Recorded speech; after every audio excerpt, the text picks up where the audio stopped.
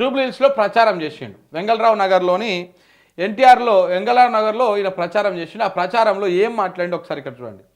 మేము ఓడిపోతే సన్నబియ్యం రద్దు, బ్లాక్మెయిలింగ్, లిటరల్లీ బ్లాక్మెయిలింగ్.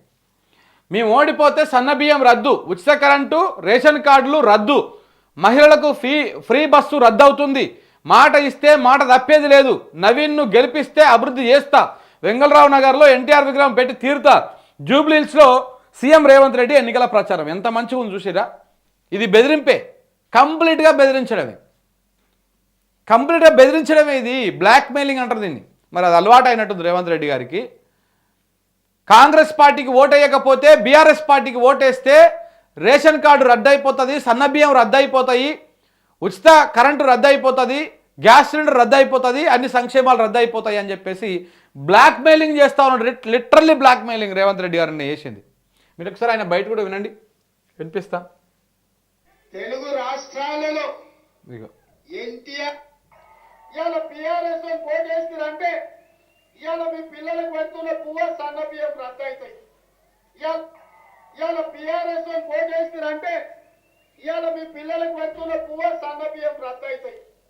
ఇవాళ బీఆర్ఎస్ వస్తే పేదలకు 200 యూనిట్లు ఉచిత కరెంటు రద్దు అవుతుంది. ఇవాళ ఇక్కడ 25,000 మందికి ఇచ్చిన రేషన్ కార్డులు రద్దు అయిపోతాయి. ఇవాళ మా ఆడబిడ్డల ఆర్టీసీ బస్సులో ఉచిత ప్రయాణం రద్దు అయిపోతుంది. ఇవాళ మన ప్రభుత్వం ఉంది, మనం పనిచేసుకుందాం, పేదలకు పనిచేస్తాం. పోయి నా ప్రభుత్వం ఇవాళ బీఆర్ఎస్ పోటేస్తారంటే ఇవాళ మీ పిల్లలకు పెడుతున్న పువ్వ సన్న బియ్యం రద్దు అవుతాయి. ఇవాళ బీఆర్ఎస్ వస్తే పేదలకు 200 యూనిట్. రేవంత్ రెడ్డి గారు సన్నబియ్యం ఏమన్నా కొండారెడ్డిపల్లిలో మీ చెలకల వండించిన వడ్లను తీసుకొచ్చి తెలంగాణ ప్రజలకు వంచుతున్నావా? లేకపోతే కొడంగల్లో నీ అన్న వండించినటువంటి పంట తీసుకొచ్చి తెలంగాణ ప్రజలకు ఏమైనా సన్నొడ్లు వంచుతున్నావా, సన్నబియ్యం వంచుతున్నావా? కరెంట్ ఏమన్నా మీ ఇంట్లో తయారు చేసినటువంటి కరెంటును తీసుకొచ్చి ఇస్తున్నావా? లేకపోతే మీ ఆస్తులు ఏమైనా కరగబెట్టి ఉచిత కరెంట్ ఇస్తున్నావా? రేషన్ కార్డులు మీ ఇంట్లోకి వెళ్ళి ఏమైనా ప్రింట్ చేసి ఇస్తున్నారా? లేకపోతే మీ ఆస్తులు ఏమైనా కరగబెట్టి ఇస్తున్నారా? మీ తాతల జాగిరా లేకపోతే మీ ముత్తాతల జాగిరా? మీ ఆస్తులు ఏమైనా కరగబెట్టి తెలంగాణ ప్రజలకు సన్న బియ్యము, తెలంగాణ ప్రజలకు 200 యూనిట్ల వరకు ఉచిత కరెంటు, తెలంగాణ ప్రజలకు ఉచిత బస్సు ఏడికెళ్ళిస్తురండి? పోనీ పలానా దగ్గర 2 ఎకరాలు అమ్మి ఆ వచ్చిన పైసలని పేద ప్రజల కోసం పంచుతున్నా అని చెప్తున్నారా? మేము కట్టినటువంటి పన్నులు, మేము ఇచ్చినటువంటి ఆందాంతో, మా పైసలతో మా పేద ప్రజలకు ఇచ్చుకుంటా ఏదో బంద్ అయిపోతుంది, మీదేదో దయాదాక్షిణ్యాల మీద వస్తున్నట్టుగా. ఏ ప్రభుత్వమైనా ప్రజల కట్టినటువంటి పన్నులు ఆ పైసల నుంచి తీసేయిస్తుంది. ఒకవేళ అప్పు తెచ్చినా అది ప్రజల మీదనే పడుతుంది. ఇప్పుడు ముఖ్యమంత్రిగా ఉన్నటువంటి రేవంత్ రెడ్డి గారు రేపు దిగిపోయినప్పుడు ఈయన ఇప్పుడు ఈ కాలానికే 2.5 లక్షల కోట్లు అప్పు చేసిండు. రేపు దిగిపోయే నాటికి 5 లక్షల కోట్లు అప్పు చేస్తాడు సొంతంగా ఈయన పరిపాలన వరకే. ఈ 5 లక్షల కోట్ల అప్పుకు జిమ్మదారి నువ్వైతావా, తెలంగాణ ప్రజలైతారా? మీ తాత ఆస్తులు, మీ ఆస్తులు, మీ అయ్య ఆస్తులు ఏవో కరిగించి రంగరించి తెలంగాణ ప్రజలకు పంచిపెట్టినట్టుగా ఇది బంద్ అవుతుంది, అది బంద్ అవుతుంది. ఏం మాటలండి ఇది? బ్లాక్మెయిలింగ్ ఇదేనా ఒక ముఖ్యమంత్రి మాట్లాడాల్సినటువంటి మాటలు? ప్రజలను లిటరల్లీ బెదిరిస్తారు అధికారం ఉంది కదా అని చెప్పేసి. ఇదే వ్యవహారము. నువ్వు ఇవ్వకుండా ఉంటే ఊకుంటారు అనుకుంటున్నావు ప్రజలు ఏమన్నా? ఇలా ప్రతిపక్ష పార్టీ ఇంకో పార్టీ దాన్ని పక్కన పెట్టుర్రి. నువ్వు రేపు సన్నబియ్యం ఇవ్వకపోతే గల్లా వట్టి గుంజి గొర్ర బయటికి గుంజుకొచ్చి ప్రజలు అడుగుతారు నీ కాంగ్రెస్ నాయకులను, నీకు గెలిపించినటువంటి ఎమ్మెల్యేలను, మంత్రులను. ఏం తమాషాలా? లేకపోతే రేవంత్ రెడ్డి ఇంట్లోకి వెళ్ళేది తీసుకొచ్చి పెడుతున్నట్టు, ఇంకేదో అది చేస్తున్నట్టు, చాలా అది మితిపీరిపోయినటువంటి బ్లాక్మెయిలింగ్. మరి మీకు అలవాటులో పొరపాటుగా మాట్లాడుతూ ఉన్నారా? ఇదే పరిపాటా మీకు బ్లాక్మెయిల్ చేయడము? ఎందుకంటే గతంలో మీ మీద చాలా ఆరోపణలు ఉన్నాయి, బ్లాక్మెయిల్ దందాలు వ్యవహారం చేసినటువంటివి, బెదిరించినటువంటివి, ఎక్స్టార్షన్ చేసినటువంటివి. మొన్న కూడా కొండా సురేఖ కూతురు కూడా మాట్లాడింది, ముఖ్యమంత్రి రేవంత్ రెడ్డి గారు కూడా ఈ ఎక్స్టార్షన్లో ఉన్నారు అని చెప్పేసి. ఇయ్యరంట, బంద్ చేస్తారంట. ఈ రకమైనటువంటి ధోరణి ఇది ఏ మాత్రం కూడా కరెక్ట్ కాదు. నువ్వు ప్రజల దగ్గరికి పోయి మేము అభివృద్ధి పనులు చేసినాము, మా అభివృద్ధి పనులు నచ్చితే మీరు ఓటేయండి అని అడగండి. అంతేగాని ఇట్లా మేము బెదిరిస్తాము, ఇది కట్ చేస్తాము, అది కట్ చేస్తాము అంటే ఇక భయపడతారు అని అనుకుంటే అది అమాయకత్వం అవుతుంది. తెలంగాణ ప్రజలను భయపెట్టిస్తే ఇంకా ఎక్కువ తిరగబడతారు. ఎంత భయపెట్టిస్తే అంత తిరగబడతారు. తెలంగాణ ఉద్యమంలో చూడలే, ఇప్పుడు చూస్తలేం. కాంగ్రెస్ పరిపాలన వచ్చిన తర్వాత ఎంతోమంది మీద కేసులు పెట్టి రకరకాలుగా చిత్రహింసలకు గురి చేస్తూ ఉంటే ఎవరన్నా ఆపిర్రా? రేవంత్ రెడ్డి కేసులకు భయపడి ఏ గొంతన్నా ఆపిందా ప్రశ్నించకుండా? ఎవరైనా ఆపిర్రా? ఆపరు. నువ్వు ఎన్ని కేసులన్నా పెట్టుకో, ఎంత వ్యవహారమైనా చెయ్యి, నువ్వు ఏ రకంగానైనా చిత్రహింసలు పెట్టు, ఏ రకంగానైనా వాళ్ళని బ్లాక్ చేసే ప్రయత్నం చెయ్యి, ఏదో ఒక రూపంలో వాళ్ళు మాట్లాడుతూనే ఉంటారు తప్ప ఆపరు. తెలంగాణ గడ్డకున్నటువంటి నైజం అది. ఆ గడ్డ గొప్పతనం తెలియదు నీకు. తెలంగాణ ఉద్యమ నేపథ్యం తెలియదు కాబట్టి ఈ రకంగా మాట్లాడతావు. ఇట్లా భయపట్టిస్తే భయపడతారు, ఇట్లా బెదిరిస్తే బెదురుతారు. ఇప్పుడు నవీన్ యాదవ్ కూడా చాలా చోట్ల బెదిరిస్తూ ఉన్నాడు. బెదిరిస్తే ఏమవుతుంది? ఎదురిస్తూ ఉన్నారు అవతల వాళ్ళు. బెదిరిస్తే ఎదిరిస్తారు, భయపడరు. భయపడే జమానా కాదు ఇది. ఈ తెలంగాణ యువత అస్సలకే భయపడదు. ఏడికైతే ఆడికైతే చూసుకుందాం పట్టరా, ఇంతకంటే ఎక్కువ ఏం చేసేడు అనే కాడికి వస్తుంది.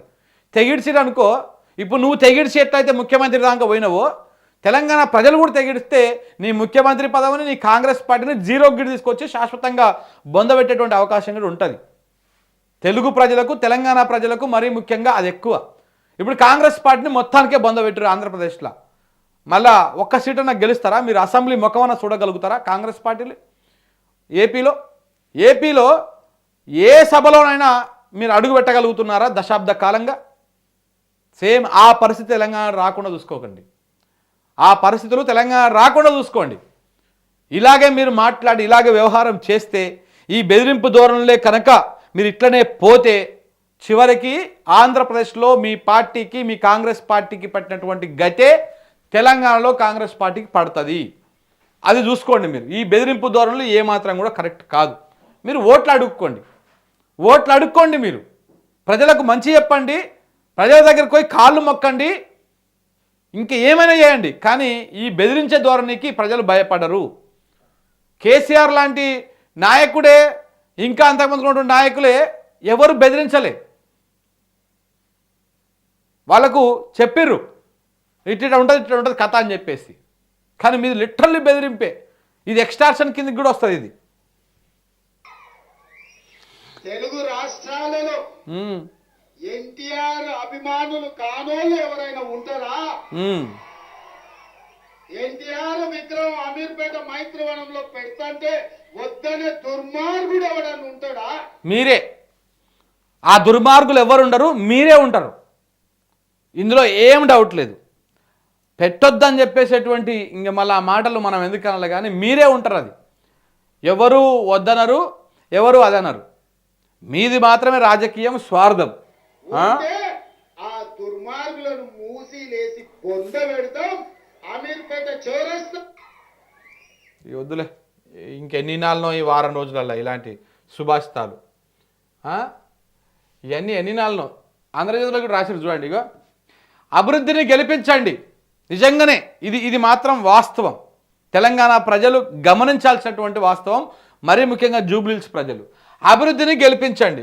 ఒకవేళ కాంగ్రెస్ ప్రభుత్వం చేసినటువంటి అభివృద్ధి తెలంగాణ మొత్తంలో ఏడనన్నా కనపడితే కాంగ్రెస్ పార్టీకే ఓటేయండి ప్రజలారా. ఇది ఓపెన్. తెలంగాణ రాష్ట్రం మొత్తంలో 119 నియోజకవర్గాలలో 33 జిల్లాలలో ఏ మారుమూల ప్రాంతం నుంచి ఏ మారుమూలకైనా తీసుకోండి, ఇటు ఈ మూల నుంచి ఆ మూలకు, ఆ మూల నుంచి ఈ మూలకు, ఎక్కడైనా సరే కాంగ్రెస్ ప్రభుత్వం వల్ల ఈ అభివృద్ధి జరిగింది అంటే కాంగ్రెస్ పార్టీకి ఓటేయండి. కాంగ్రెస్ పార్టీ వల్ల నష్టం జరిగింది అంటే కాంగ్రెస్ పార్టీని బొందబెట్టండి అని చెప్పేసి రేవంత్ రెడ్డి గారే చెప్తా ఉన్నారు. మనం చెప్పే మాట కాదు ఇది. గతంలో ప్రతి ఇంటికి ఏదో ఒక రూపంలో సంక్షేమాలు పోతుండే అని చెప్పేసి మాట్లాడుతుండేవాళ్ళు. ఇప్పుడు ప్రతి ఇంట్లో ఏదో ఒక రూపంలో రేవంత్ రెడ్డి గారి వల్ల నష్టం కూడా ఉన్నది. ఇది వాస్తవం. 2000 పింఛన్ తీసుకుంటున్నటువంటి వాళ్ళ ప్రతి ఇళ్లలో రేవంత్ రెడ్డి వల్ల నష్టమే అవుతూ ఉన్నది. 4000 ఇస్తా అని చెప్పేసి ఇయ్యలే కదా. ప్రతి మహిళలు ఉండనటువంటి ఇల్లు ఉంటుందా తెలంగాణ రాష్ట్రంలో? ప్రతి ఇంట్లో 99.99% ప్రతి ఇంట్లో మహిళలు ఉంటారు. మరి ప్రతి మహిళకు 2500 రూపాయలు ఇస్తా అని చెప్పేసి చెప్పిండు. 200 యూనిట్ల వరకు ఉచితంగా కరెంట్ ఇస్తా అని చెప్పిండు.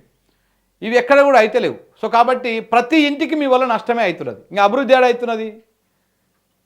పోనీ కొత్తగా మీరేమన్నా ప్రాజెక్టులు కట్టిర్రు, కొత్తగా మీరేమన్నా పెద్ద పెద్ద అవి తీసుకొచ్చారు, కంపెనీలు తీసుకొచ్చారు, పిల్లలకు ఉపాధి చేస్తున్నారు అంటే అది ఉందా? అది కూడా లేదు.